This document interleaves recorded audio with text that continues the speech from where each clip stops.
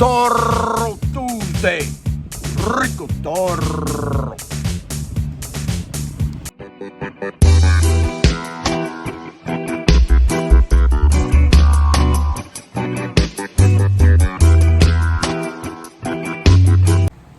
Welcome everybody to Toro Tuesday. Rico Toro. So, decided why not? Why not have my own weekly show, the weekly show Toro Tuesday.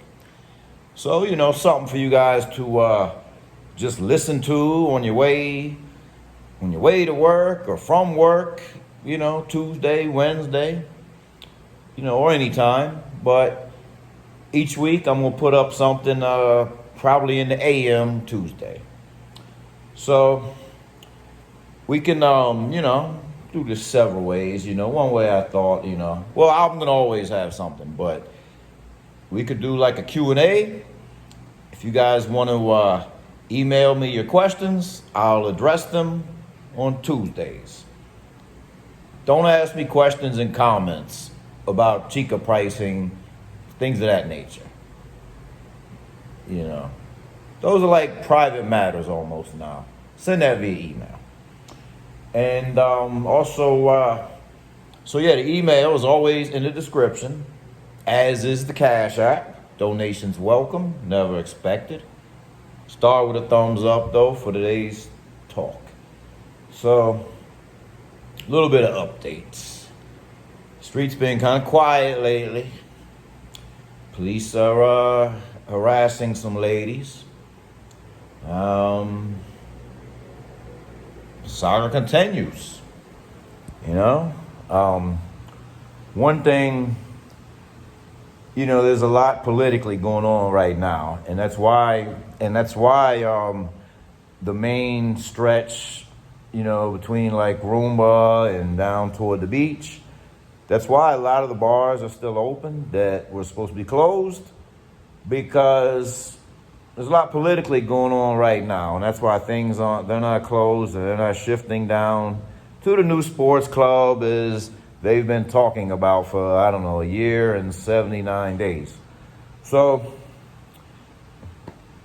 it's a little update there, So what's your G.A.F level, bro? Or ma'am? I'm coming back to what the G.A.F level is. So, friend of mine, this is a good example of moving properly. Friend of mine was in a conversation with a young lady, and he's like, let's go 2,500 pesos. And she says, I want 4,000. That's 4,000.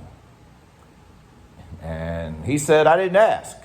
And turned around and started walking. And she didn't follow.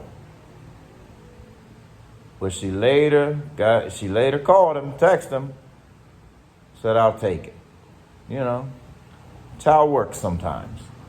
In this case, he had a low G.A.F level. A give a fuck level. That's the G.A.F level. Give a fuck. Something I created recently. It's like, how much do you care, basically? At any level of life, relationship-wise, the man that has the low G.A.F level has the most leverage. That's what a lot of times keeps women coming back. Because women seek validation and attention. But once they get validation and attention, sometimes it gets old to them, and they're looking for new validation or new attention. So the guy that basically reels them in a little bit, rocks the world a little bit, but then kind of pushes back and stands his ground. I'm not all into too many, example scenarios, but the guy that basically is like, I'm the man here. respect. Got it, gets the woman to respect him. That's the dude she's coming. That's what's making her come back. That's what makes him come back. Besides money. Money's always bait. But respect a lot of times is what makes them want to be with you. And a lot of guys got it wrong because they try to play the nice guy role. I mean, I'm not saying you gotta be an ass. I'm not saying you gotta be violent because I don't want nobody catching charges. I'm not saying not to be a caring and kind individual. We're human. We got feelings. So I'm not gonna claim to be like a hard ass here. But the guy that's always like, Mr. Soft, like Teddy Tender Dick, trying to coddle and talk about his feelings all the time and whiny and needy and no matter what he does for, she's never going to be with him because she wants to be with him because he's not going to respect him. She's just going to, she's just going to get that money for the salon, for the car payment, the rent, that Louis bag. She ain't going to be with that dude because she wants to, because she don't respect him, because he's soft, he's Teddy Tender Dick, So the G.A.F. dude, though, the dude that ain't afraid to just, like, walk away. Something I developed in the States during, like, my last kind of long relationship after divorce. I was with this chick like 10 months. I felt a little bad for dragging it out as long as I did. She was great. I mean, I was at her house like 2-3 days a week. She was at my house the other 2-3 days a week. In between, we have a break. She cooked for me. I mean, she had like a master's degree, working on a PhD, in psychology and stuff. She had her stuff together, owned the home, and a lot of good qualities. There's just some little quirks about her sexually that bored me, after a while. And so one day we're having a talk after, we're like 10 months in, and she says, use the word our relationship. And I said, I don't really consider this a relationship, She said, well, I'm at your house half the time, you're at my house the other half of the time. If it's not a relationship, I don't know what you mean. I said, well, I put it this way. I was about to go to a bachelor party later that day. I said, if something that I know was going to be out of control, but my boy that was supposed to be having a bachelor party, he was too hungover and too screwed up from the day before, so we didn't make it. So I'm like, I put it this way. If something was to happen at this bachelor party, I won't feel bad about it. And she said, you know what? I'm going to give you that one, Rico. But if we're having this conversation in 6 months from now, you better have a different answer.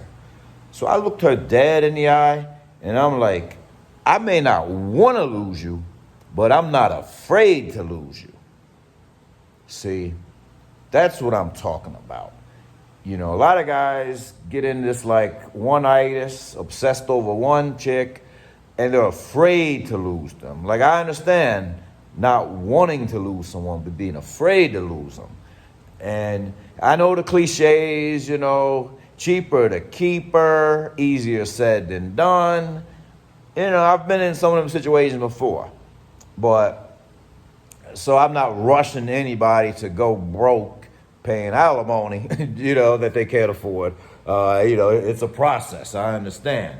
But, I'm just planting the seeds because a lot of these things, guys get into, before they get married or in a serious relationship, they're just happy to have somebody.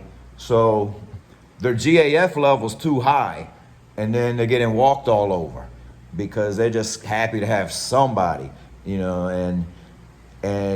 you know, I was having a talk at breakfast the other day, and you know, like a guy was talking about a friend of his, like, you know, I don't understand this, you know, you know, guys talking about a married friend, been married like 10 years. I don't understand this, you know, like my wife, my woman, she's been, you know, walking all over me, treating me like a doormat lately.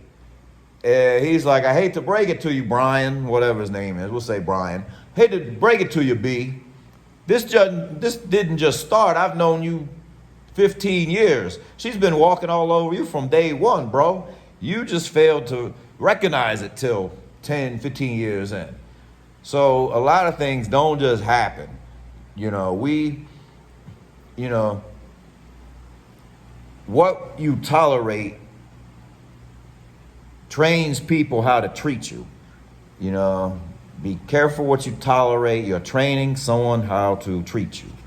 So, anyways, hit that thumbs up if you haven't already done so.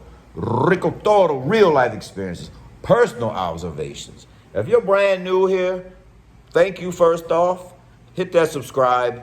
Thank you to the rest of you that have been rocking with me this far.